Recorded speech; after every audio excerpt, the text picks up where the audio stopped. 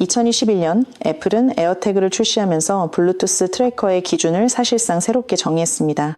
간편한 설정, 아이폰 생태계와의 통합, 그리고 방대한 나의 찾기 네트워크 덕분에 에어태그는 개인 소지품을 찾는 데 가장 인기 있는 기기 중 하나가 되었습니다. 2026년 1월 에어태그 2가 출시되었으며 이 업데이트 버전은 더 높은 정확도와 확장된 탐색 범위, 그리고 강화된 프라이버시 기능을 약속합니다. 오늘 리뷰의 핵심 질문은 이것입니다. 이번이 정말로 대대적인 업그레이드인지 아니면 근본적인 변화 없이 소소한 개선에 불과한지요? 무엇보다도 1세대 에어태그를 가진 사용자들이 2세대로 업그레이드할 만한 가치가 있는지도 중요한 포인트입니다. 오늘은 기술, 실제 사용 사례, 한계점, 그리고 실질적인 결론까지 모든 것을 단계별로 자세히 살펴보겠습니다.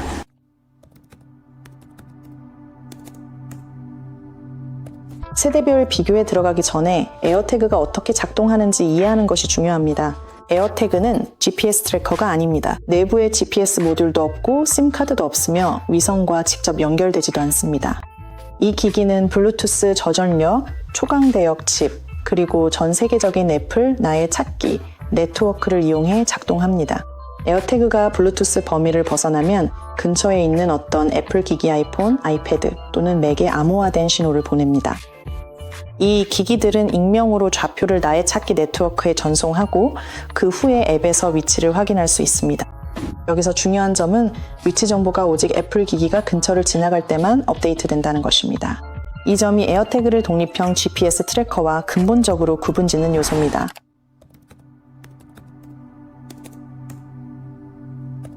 외형에 있어서는 거의 차이가 없습니다. 지름은 31.9mm, 두께는 8mm입니다.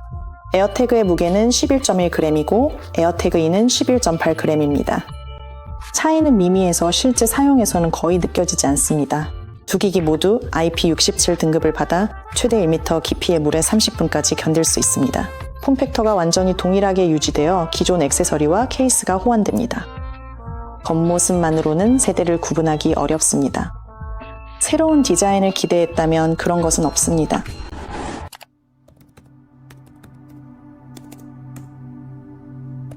주요 차이점은 U1 칩에서 2세대 UWB 칩으로 전환된 것입니다. 이게 어떤 점이 달라졌을까요? 정확한 위치 탐색 기능이 이제 1세대보다 최대 1.5배 더 먼 거리에서도 작동합니다. 정확한 위치 탐색은 아이폰이 화살표, 정확한 거리, 진동, 시각적 신호로 방향을 안내해주는 모드입니다. 이전에는 대략 10m 거리에서 정밀 안내가 시작됐다면 이제는 약 15m에서 시작됩니다. 실제로는 넓은 방, 주차장, 공항, 창고 같은 공간에서 이 차이가 특히 두드러집니다. 혁신적인 변화는 아니지만 정밀 탐색 반경이 크게 개선된 점은 분명합니다. 또한 에어태그2는 호환되는 애플워치 모델을 통해서도 정밀 위치 찾기를 지원합니다. 1세대에는 이 기능이 없었습니다.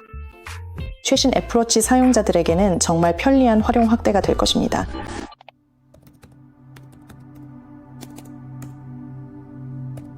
애플은 탐지 범위가 확장된 최신 블루투스 모듈을 탑재했다고 밝혔습니다. 회사에서는 정확한 수치를 공개하지 않았지만 실제 의미는 다음과 같습니다. 신호가 더 안정적이고 기기가 더 빨리 감지되며 더 먼 거리에서 탐색이 시작됩니다. 그리고 이는 파인드 마이 네트워크가 가장 효과적으로 작동하는 인구 밀집 지역에서 특히 중요합니다. 그럼에도 불구하고 작동 원리는 동일하게 유지됩니다. 이 기기는 여전히 근처를 지나가는 애플 기기에 의존합니다.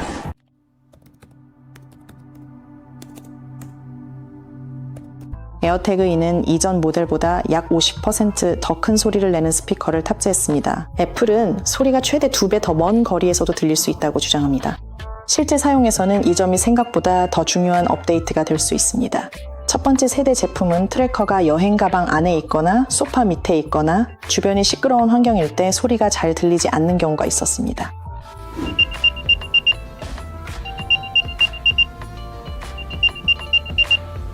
2세대는 바로 이러한 실질적인 문제를 해결합니다. 아파트 안에서 자주 열쇠나 지갑을 잃어버리는 사용자에게는 이것이 확실한 장점입니다.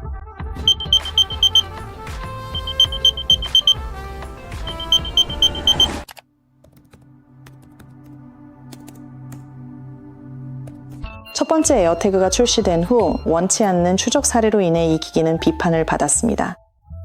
애플은 점차적으로 소프트웨어 보안 조치를 추가했지만 2세대에서는 아키텍처 수준에서 보안이 강화되었습니다. 에어태그 2는 미확인 트래커에 대한 더 빠른 알림, 안드로이드 기기와의 향상된 크로스 플랫폼 보호, 그리고 더 자주 변경되는 블루투스 식별자를 포함합니다. 애플은 이를 업계 표준 보호 메커니즘의 집합으로 소개하고 있습니다.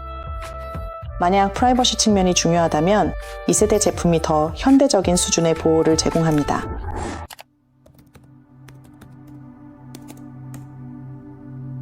무엇이 그대로 남아있는지 이해하는 것이 매우 중요합니다. 내장 GPS도 없고 심카드도 없으며 LTE 연결도 없고 실제 실시간 추적도 없습니다. 지오펜싱도 없고 이동 경로 기록도 없습니다. 배터리는 동일하며 12에서 18개월의 자율성을 제공하고 사용자가 직접 교체할 수 있습니다. 에어태그가 완전한 GPS 트래커로 변신하길 기대했다면 그런 일은 일어나지 않았습니다. 근본적인 차이점은 에어태그가 애플 네트워크를 통해 작동한다는 점입니다. 직접적으로 데이터를 전송하지 않으며 지속적인 추적도 제공하지 않습니다.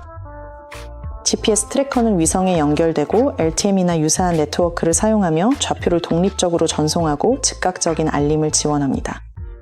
에어태그는 잊어버린 물건을 찾기 위한 기기이고 GPS 트래커는 보안 장치입니다. 이것들은 서로 다른 카테고리입니다.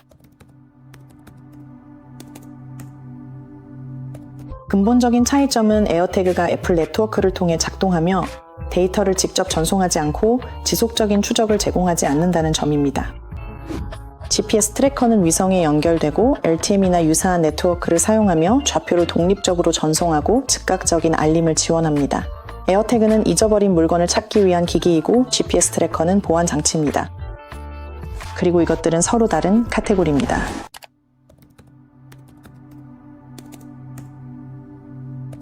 열쇠, 지갑, 백팩, 차이는 거의 없을 것입니다. 두 세대 모두 똑같이 잘 작동할 것입니다. 에어태그 2는 약간 더 빠르고 소리가 더 큽니다. 공항에서의 수화물, 향상된 정밀 탐색 기능과 큰 스피커가 이점을 제공합니다. 하지만 Find My Network를 통한 검색 원리는 동일하게 유지됩니다. 자전거나 자동차는 어떨까요? 1세대도 2세대도 적극적인 도난 방지에는 적합하지 않습니다. 에어태그는 이동 중에 알림을 보내지 않고 경로를 추적하지 않으며 근처에 아이폰이 있어야만 작동합니다. 보조 도구로는 괜찮지만 주된 도구로는 적합하지 않습니다.